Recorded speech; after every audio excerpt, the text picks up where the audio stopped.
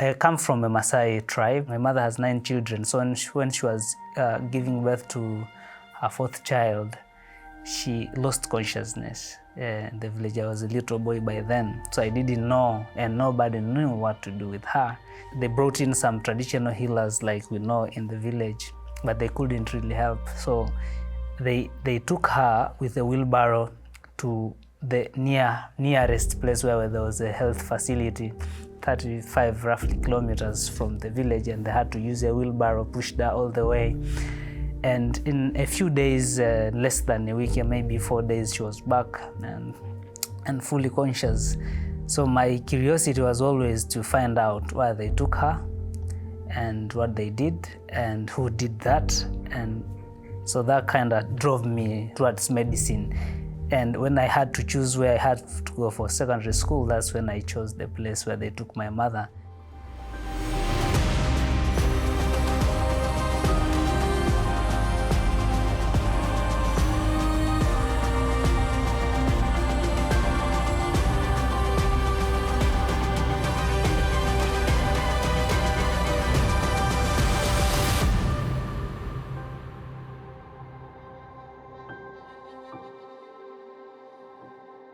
Given the nature of our nomadic nature with livestock, always looking for pastures, that means it kept the Maasai people a little bit away from the cities.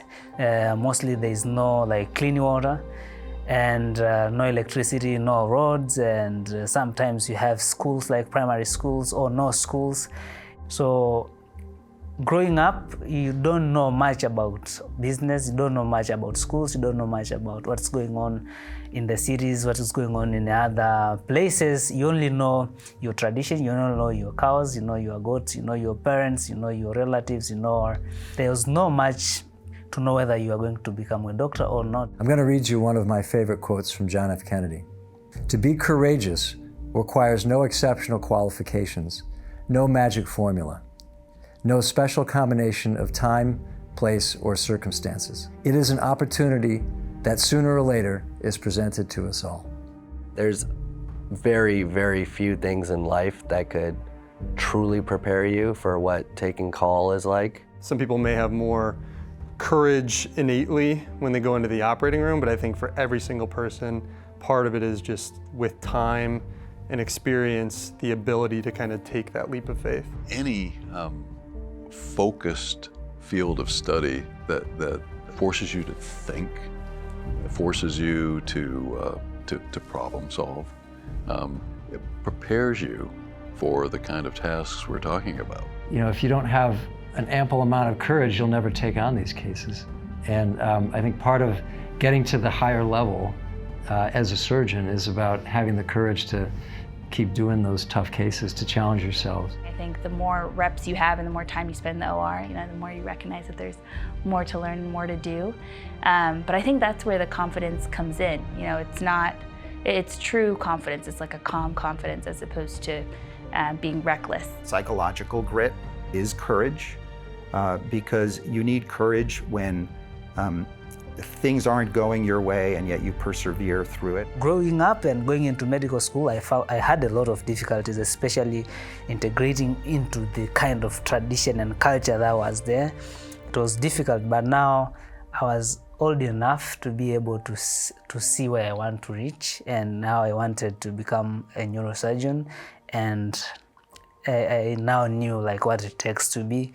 So everything on the way just became another challenge, and I really never wanted to quit. The courage is something that everybody sees, but what pulls the courage out is that inner drive to do something special. I think you always have to look at what you want to achieve and see the kind of person that you want to become, and see the kind of impact you want to bring into the world, and that should help you enough to persevere even during difficulties.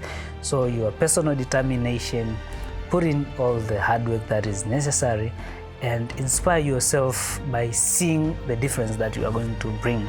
That ability to prepare and train is something we look for in our candidates, and if they've had a experienced in the past, athletics, musical performance, something that requires a lot of practice, preparation, dedication to get to the ultimate outcome of being on stage, playing the violin, or playing a sport, being in the state championship game. If you're not persistent, you're not going to do it.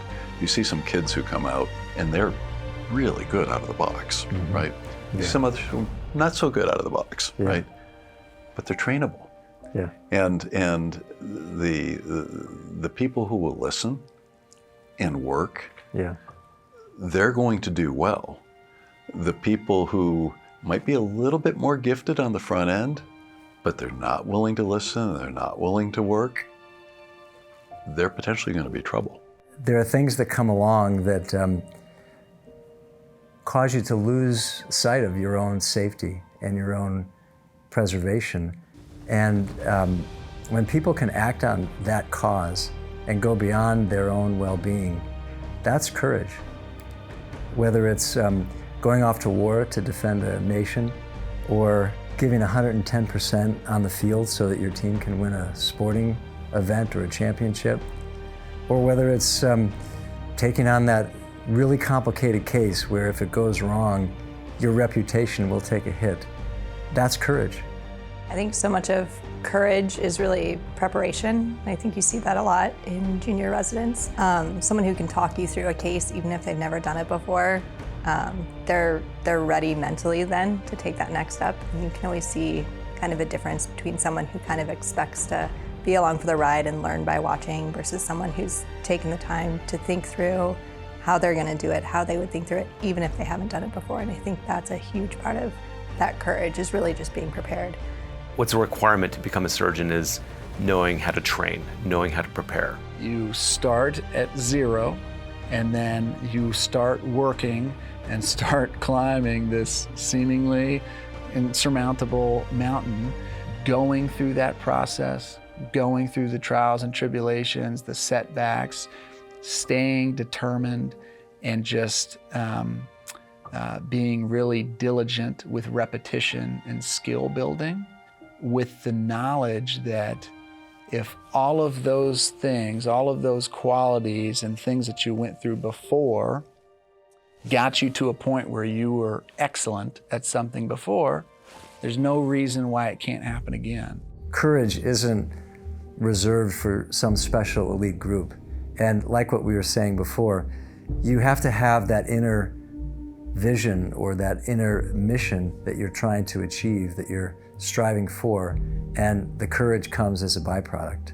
And the fact that not everybody is courageous just means that not everybody has that overarching ambition or that thing that they're striving to bring into the world. And whether it's a surgeon or a politician, an athlete, or a leader of some kind, they have that, and the courage follows them. The people around you are often like saying, "What are you doing? Like, why are you like, we know how to do this operation. Why are you doing this differently?" And that takes a lot of sort of courage and discipline and psychological grit to kind of say, to know that this is going to be a better way to do it, and to put that weight on, the burden on yourself to prove it. What surgical courage is a willingness to put your reputation aside, to do something extraordinarily difficult, something that hasn't been done before, that moves the needle.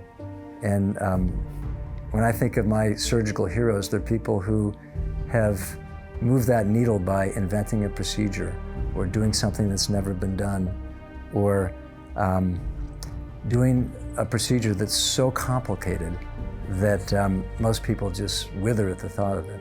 Everybody who wants to achieve something, you have to be able to accept the challenges that you have. And also you don't have to accept the norms, like the status quo. You always have to look to improve yourself, improve something.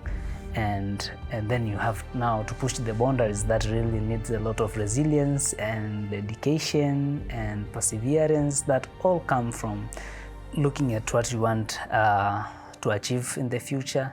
And also you have to know that you are not alone. The ability to pace yourself and have that stamina to go the distance is critical. When you're really down and everything is really difficult, do you still embrace that? It's always like little leaps of faith every time you take a step forward. But being grateful for that difficult time, even while you're going through it. You got to bring your A game every day, and patients don't want to see you sweat. The nurses don't want to see you sweat. Everything happens according to the nature of all things.